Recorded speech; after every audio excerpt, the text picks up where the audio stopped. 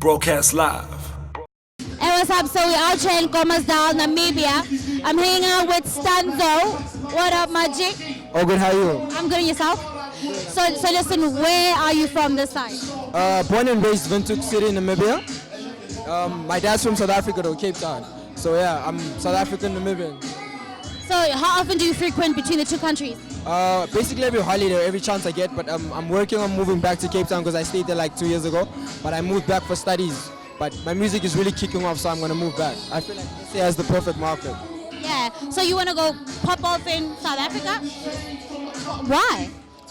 Well, basically, I feel like the market there has value, you know? The Namibian market is still finding its feet. Yeah, and I believe my music can compete on a more international scale.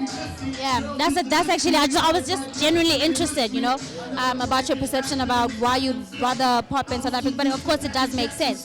So I haven't checked out your performance yet, and you told me that you've been sending us music. I ain't heard nothing yet, you know what I'm saying? I'm not part of it, but you know, it's something we can definitely work on. Listen, so what language do you rap in? Because I know there's a lot of Afrikaans rap this side, but also obviously they're mixing it up. What's your flavor? Basically English. I stick to English, you know. I draw a lot of inspiration from other languages, but mostly English. I like clean words, pronunciation, so you can get the message better. Everybody, it's a universal language. But I mean, can you write in Invernac? I can rap in Afrikaans. I'm very fluent speaking as well, yeah. So yeah, I can. Where do you draw inspiration from? I mean, you're talking about being internationally, you know, renowned with your music, but I mean, where do you draw music, like inspiration for what you do from? Well, basically, I make music about real life situations all the time. So I draw inspiration from my life stories. You know, I feel like you can't skip on experiences. So the more you grow up, the more you experience, the more you have material to work out. You know, I feel like music is based on a true story. You can't make stuff up. So, which artists do you look at and you're like, you know what, this is my soul animal? Who do you resonate with? I can't put my finger on that because I like. Okay, who are you listening to now? Myself. I'm dead serious myself. Drums mic. It's because I make what I want to listen to. So I feel like, yeah, I listen to myself a lot. But how is your fan base? How have people been receiving you? Because it's one thing as an artist to be making music and you're like, okay, this is dope.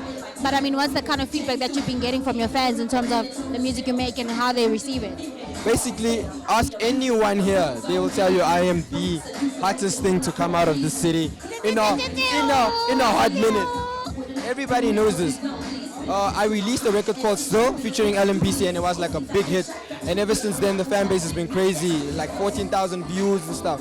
So yeah, I'm doing well for myself, an independent artist. Of course, I mean independence is a thing right now, and that's what you gotta push.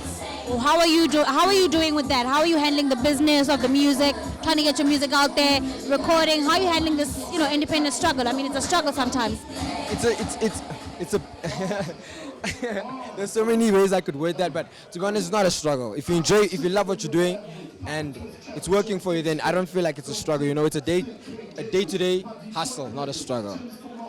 Being independent is a lot better than being signed, so I feel like you learn more in the sense of if you had to run your own label in the future, you know how to work with the artists because those are experiences you had to face yourself. So yeah, I'm handling it pretty well though. How do you feel about artists signing other artists? Like, you know, some OGs in the game, they end up opening their own labels, but like you just said now. I mean, do you think that's a good idea? I think it's dope. It's a great platform, but these days contracts are sketchy, you know?